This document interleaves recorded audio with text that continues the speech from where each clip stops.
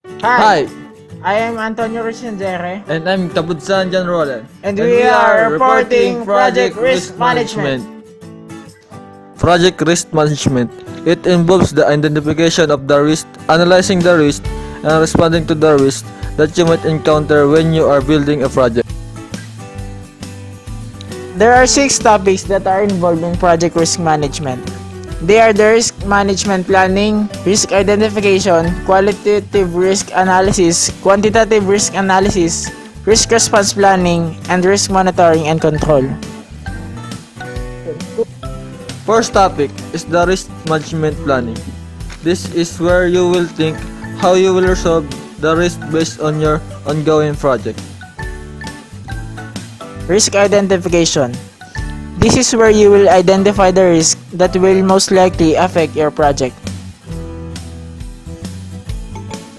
Qualitative risk involve characterizing and analyzing risk and prioritizing their effects on project objectives. Quantitative risk analysis involves measuring the probability and consequences of risk and estimating their effects on project objectives. Risk response planning involves on enhancing opportunities and reduce threats to meeting project objectives.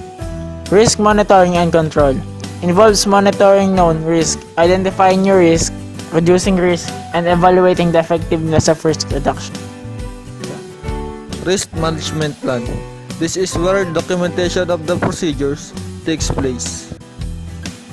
Risk mitigation. It's like pros and cons.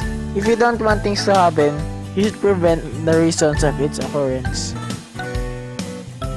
Risk management planning also includes contingency plans, fallback plans, and contingency reserves. Tools and techniques for identifying risks. Number 1. Reviewing your project documentation. Number 2. Analyzing your project assumptions. And lastly, gather some risk-related information. Information gathering techniques in risk identifications. Brainstorming. This is where you and your team member will group up and tell your opinion about your project.